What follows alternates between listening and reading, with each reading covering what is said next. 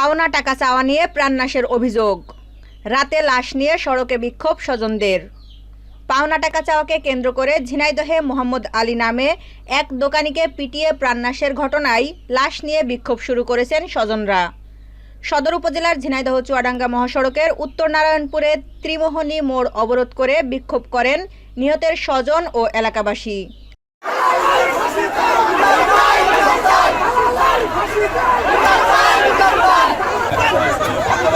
বিক্ষোভকারীদের অভিযোগ, ঘটনার পরে মামলা নিতে সদর থানা পুলিশ টালবাহানা করছেন। মঙ্গলবার 15 এপ্রিল রাত 10টার দিকে সড়ক অবরোধ করে লাশ নিয়ে বিক্ষোভের ঘটনা ঘটে। শেষ খবর পাওয়া পর্যন্ত বিক্ষোভ কর্মসূচি সমাপ্ত হয়েছে। এ সময় সড়কের দুই পাশে দীর্ঘ যানজটের সৃষ্টি হয়। নিহত মোহাম্মদ আলী সদর উপজেলার সাগান্না ইউনিয়নের বাতপুকুর গ্রামের মৃত কেনু মিয়ার ছেলে। এ ঘটনায় 3 জনকে আটক করেছে পুলিশ। এর আগে বেলা 11:30টার দিকে পাওনা টাকা চাওয়ায় স্থানীয় বাতপুকুর গ্রামের মুদি দোকানি মোহাম্মদ আলী ষাটকে পিটিয়ে প্রাণনাশের ঘটনা ঘটে।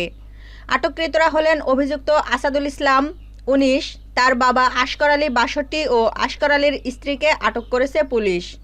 মোহাম্মদ আলীর ছেলে মশিয়ার রহমান বলেন, এই ঘটনায় প্রাণনাশের মামলা দায়ের করতে যান নিহতের স্বজনরা, কিন্তু প্রাণনাশের মামলা না নিয়ে অপমৃত্যু মামলা নেওয়ার কথা বলেন ওসি। এতে ক্ষুব্ধ হয় এলাকাবাসী ও নিহতের স্বজনরা।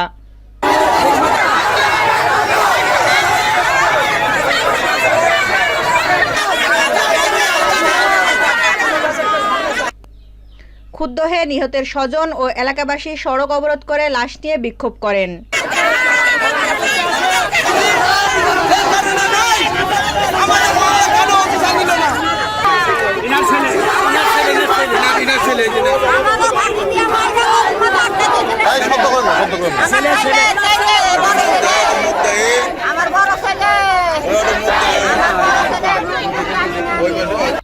পরে রাত 10:30টার দিকে থানায় প্রাণনাশের মামলা গ্রহণ করে বলে জানিয়েছেন বিক্ষুব্ধরা। ঝিনাইদহ সদর থানার officer in charge OC Abdullah Al Mamun বলেন, প্রাণনাশের মামলা দায়ের করেছেন নিহতের ছেলে মশিয়ার রহমান। মামলার 3 জন আসামি আগেই আটক হয়েছেন।